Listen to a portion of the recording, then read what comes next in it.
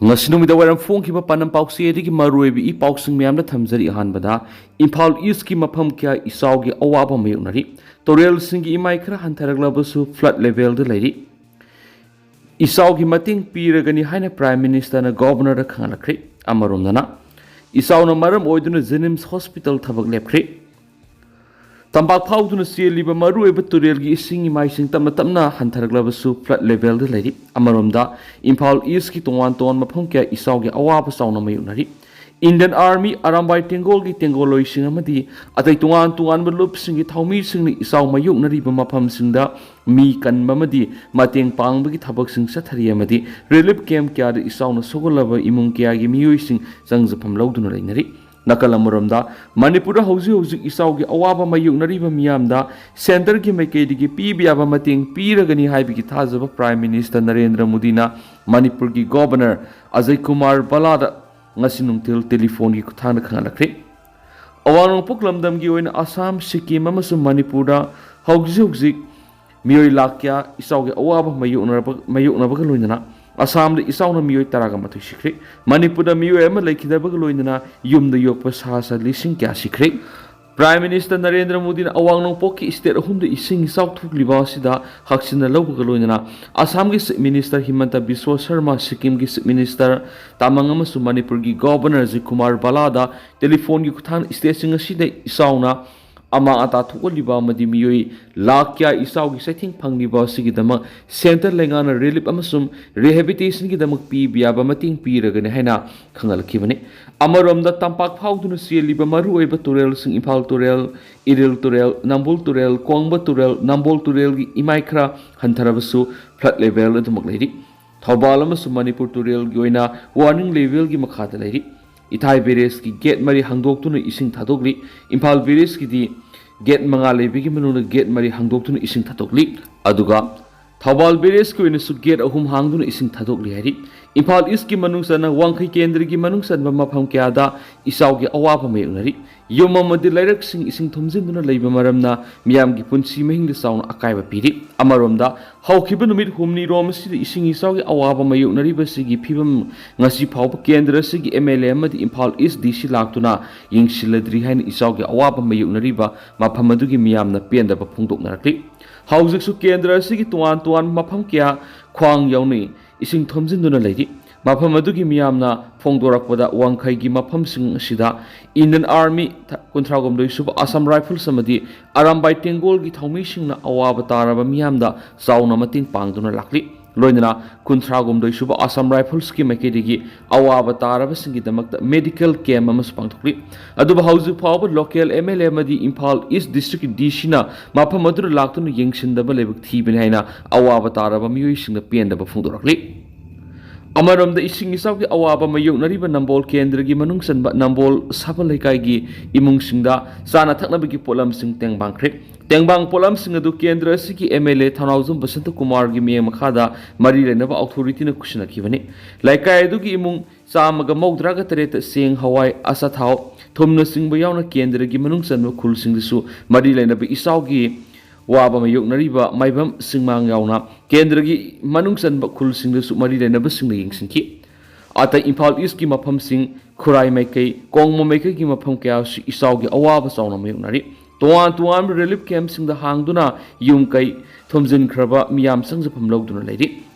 Maraksida Nagaland Pauduna Siliba National Highway to Imphal Dimapur Lambigi Keshima area the meter sama sangna singning khaiba the Gilambi Paunadrik singning khaiba sinamara moerga Imphal tamna lak malpupa gari kya Dimapur Maikai rum the Panduna Lekri Lambi asi Manipur lengaka Nagaland lengaka pau paunaduna atubum matamda semna bohona biu matam sangna lambi asi lantupayadana lairabadi state asida lairiba miyamna awaba moergani haina all Manipur road Transport and Drivers Motor Workers Union Surface Transport Hills Area Driver Welfare Union amadi Senapati District Driver Welfare Union gi maikaidi apul tarakli panbayabadi haidiba Nagaland gi Kisama area gi tuan mafam singa tha sigi amadagi singning khai ba horakhibani amaromdana Isauna maram oiduna Jenims Hospital thabak lepkhri haukiba namin neni humni asida Jenims Hospital campus ki akoiba mafam sing isingna thumjin khibana maram oiraga essential service sing da kudongsa da mayok narakpadi gi ngasi Jenims ki medical superintendent professor case location thokpa notice amana hospital asina makha taba notice ama thoktriba phawba matam khar gi oina thabak lepлагan hari Jenims ki medical superintendent thadorakpa chirol amada hospital asigi campus pomba isingna thumjilakpana maram oiraga patients, healthcare workers, hospital, infrastructure, emergency service, amasum patient, admission amadi atai essential medical service punamak hairiba matamasida suspend tawgune hari miyamnusu Jenims authority ki maikedi gi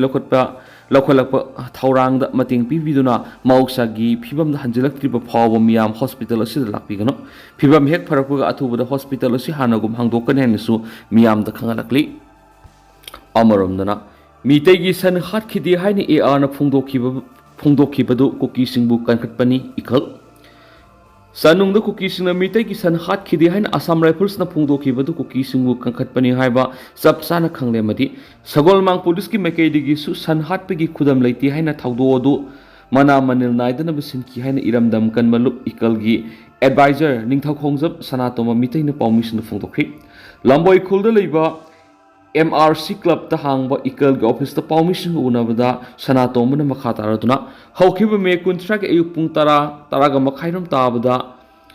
sanung awang lekai gi lanai yum amada leiba Assam Rifles post amadigi meter samarom sa tholaga masing yam labu Kuki khulai paibe kya kum tharalaga nungmai ron khara kapthoraki nungmai makhol hek tabaga san khara senthoraki thawdodu uhawbusingna sanhat pu iramgani haini haiki na Kuki singi manak sang luraga Kuki singna sanhat kibagi khudam leiti haiduna thawdodu uhawbusing aran matanki Sagolmang police ki mekeri su sanhat pegi khudam leiti haina thawdodu mana manil naidana basinki sanung khulgi oina san thadok na bana maram oiraga na miyamda Kuki na sanhat khidi haina thamkibu wapham kakpangamdana leirakani me kunthra da thadokiba Taret khul mayai likai digi thoksum basanta koba miyoi sanbi ama hanjilakti haina thinarakpadigi ikalda sanungi thawdoka mari leinabra thigana bairaki social media ra Kuki singna san asiba masinglaga chatpigi video footage san mapuga yengminaba matamna sanadu basanta gi mangkhriba sanni haiba khangbaga loinana sanchi miyoi singi manungda sanu manakta leba Kuki khul kharagi miyoi yawi haiba khangli Kuki singna mitei gi yumda leiba post meya da meter sa marom chatholaga san hatuna pukhraga na khangdaba sabaga loinana Kuki sing kankhat pasina lengana action kya tawribasi Kuki sing dadi karisa tawdraga mitei da onsinduna leidi habisi sap saba khudam oire amasung khulngakpa amata lehendraga amadi CRPF laidi haiduna singnaduna leidiba sanu khunja sing amadi akoibida leidiba khulgi khunja sing nauna akiba pukhali Hiramasida governor na miyeng sangbiduna lamhelaba Kuki singda parama tambinaba thabak pakhatpi waki amaromra Kuki singna asiba masawena pukhraba sagi mapu basanta gi loinabi thoksom bilana Kuki singna pukriba sanadumak makoi gi mangkriba sanaduni me kunthra digi halaktraba matung makha satminakhiba masadi halaktuna yum yoraki Masa halak laba sumapi hanjilak tabadigi thirak pada Kuki singna hatkri haiba khangle hiramasida mari lenaba authority singna miyeng sangbi wairi amaromdana EYOL na kanaguma amatada akal aring singba nampuwa pu tawkhiba leiti EYOL di conglomerated organization ama oibana kanaguma amatada akal aring singba nampuwa pu tawkhiba leiti haina ina yokhatpa luptin EYOL Manipur thadorakpa chirolaman hairi Cholasin hai haukiba sahi English ngani ga kunga mari ki angan ba saruktagi sotharaba kunai sigi satmilona madi mehaurol gi satnaraglaba satnalol satnabi singkaram na sokot hangadagi amasu ngak sienduna thamgadagi haina lamdam masigi SO singna kupna khanaduna lakli lamdam masigi miyam pokpadagi siba phawbagi thabak thoram singda ka henba masat kayama hapsilakliba madi masina kunagi satmilona pirakliba saithenga sigi matangda thengthang kyarakta EYOLna akhang ahi ahal manamadi miyam ga loinana khana naina minaduna lakli hairiba thabak thoram sing asigi manungda sana haukiba kumja English singani ga kunga mari gi jun kunga ni thori gi kunga humdoi fawba Manipur University gi Manipur Institute of Management Study Hall namit ni oiba cultural workshop ama pangthoki masigi makha tarakpada miyam hupna khana naina minabna bagi dama English singani ga kunga mari gi August 10 da City Convention Center da miyam gi mifam National Convention pangthoki नुमेर असिदा खना नैनखी फिरमदी पोकपदगी सीबा फावबगी थौरमसिंगदा होंगलक्लिबा मसद अमदी मसिदा खुनाइगे सत्मिलोना पीरिबा साइथेंग हाइबसिनि नमेर असिदा लमदम असिगी अखंग अहे अहल लमन क्याना अयिब सिरोल अमसुंग वाफम क्या थमदुना खुनाइ सिगी इना कुल्लबा नाट सत्नबी अमसुंग सोथरबा सत्मिलोना सि करमना कनगदगी हाइना कुमना खना नैनखी असुमना कुमना खना नैनरबा मतुंगदा वारेप तरागथरे लखी वारेप सिंग सिबु थबकतो ओंथोकनाबगीदमा इनाट योखटपा लुप्तिन इयोल Manipur सेमदुना मियामना सिन्नबिरमखी मियामना सिन्नबिरमलबा थबक थौरमसि इयोलना press meet अमदी मास public awareness campaign लाइकाई लाइकाई खुंगंग कयादंग सि फावबदा सथदुना लाखली लोइदना मियामना लौकिबा वारेपसिंगी मनुंगदा इनाट का साना सुनदबा थबक थौरम अमता पोकपदगी सीबा फावबगी थबक थौरमसिंगदा तोसिन यानसिनदनबा मियामदा अपल तौदुना लाखली अदुबु लाइबक थीबदि हौकिबा कुमजा इंग लिसिंग अनिगा कुनगा मंगागी मे कुनगा मपंदा मणिपुर की फिल्म स्टार इरेंगबम खाबा अपोक्प इरेंगबम प्रेमानंद एलाइस खातोन थंगमैबन सिनाम लैकाइदा लेबासिना मियामगी वारेप लुहोंगबगी हाइजिंग पोट नुमिता खुदोप खुजी सिनाबा केक ककपा का हेना पाक चौना फिजंग खंजनबा यादी हाइबा वारेप असी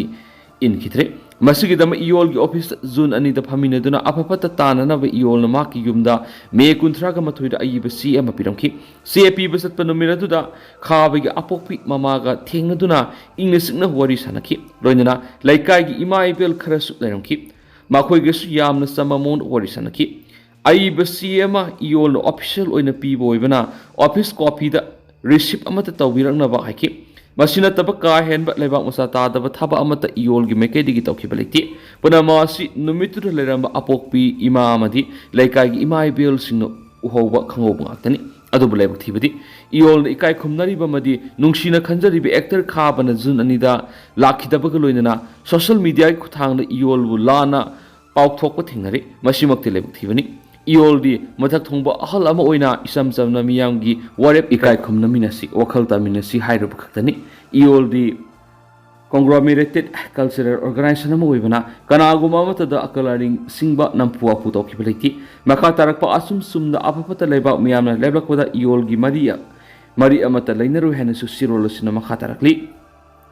अदु अतंतन सुमना मैम थमजरमगे हौजगोइनदि मैम पाउस मतंग असु सिनजरगे मसु मखाता बा अनौबा अपडेट मैम पुनंग मिना सेना चैनल सिगी मेकेदिगी मैंग फमदा मखाताना थमजरी।